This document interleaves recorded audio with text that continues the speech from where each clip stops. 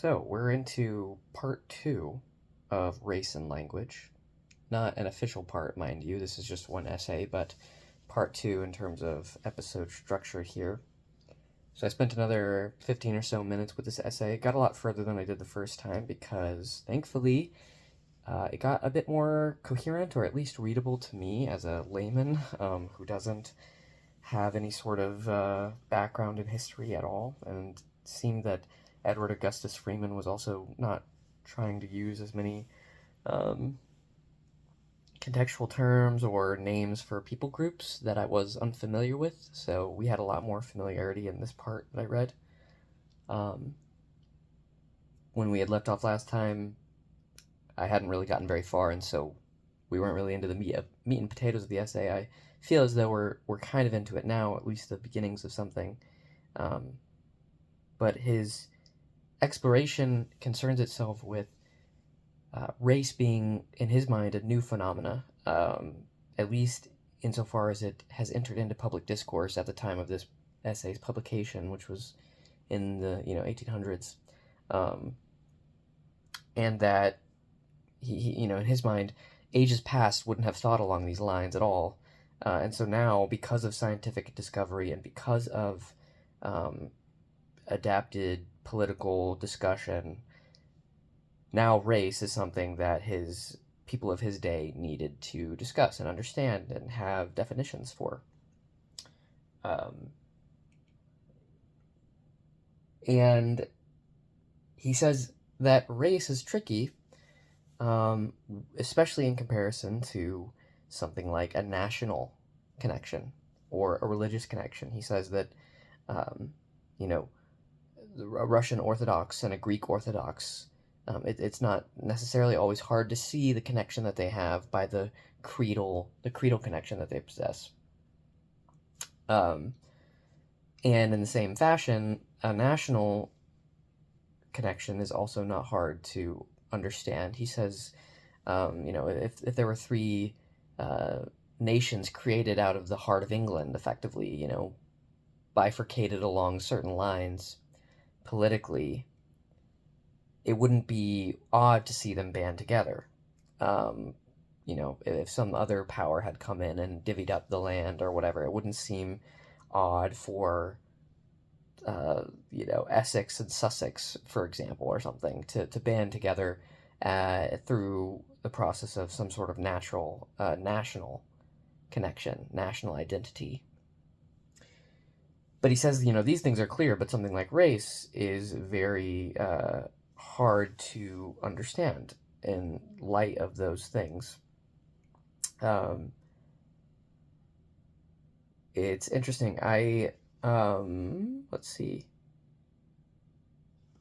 Going through some of my highlights here.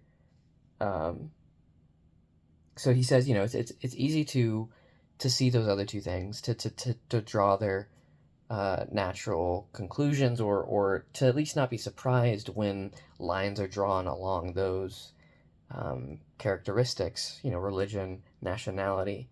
But then he says this: it is altogether another thing when we come to the doctrine of race and of sympathies founded on race in the wider sense. Here we have a feeling which professes to bind together, and which, as a matter of fact, has had a real effect in binding together. And which, as a matter of fact, in binding together, men whose kindred to one another is not so obvious at first sight as the kindred of Germans, Italians, or Serbs, who are kept asunder by nothing but a purely artificial political boundary. And so, in one sense, he's recognizing the legitimacy of race while also saying that it's harder to identify than certain other more tenuous connections. And I think that's sort of the thrust of where we're going in this essay is, so let's try and define this. Let's try and understand this because it maybe makes more sense. He says, a man must in all times and places know whether he speaks the same language as another man, but he does not always go on to put his consciousness of difference into the shape of a sharply drawn formula. Still less does he always make the difference the ground of any practical course of action. So even there he's saying language is also a very clear dividing line. but that doesn't always formulate itself into hard structures and connections. And then my final highlight was, oh, what? Sorry. No, that was my final highlight. Anyway, yeah, it is interesting. I still feel slightly lost at certain points, but I definitely feel like I have a better idea of the shape of this and where it might be going. He does end with this.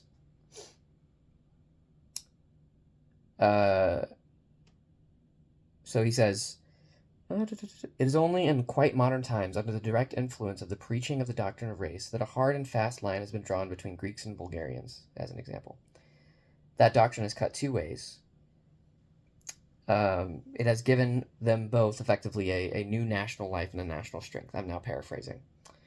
But he says that, while this has given them a national identity and given them that rejuvenation, it also means that now there's enmity between them. And so it kind of cuts both ways. It creates national identity, creates a sense of pride in one's nation, and yet there can be tribalism that seeps in as a result of that. So that feels pretty relevant. I imagine eternally relevant. Once again, I don't know if this is going to age poorly. I don't know if this is going to go totally downhill, but as of yet, I am more interested in this than I was in our last session. So that's where I'll end this.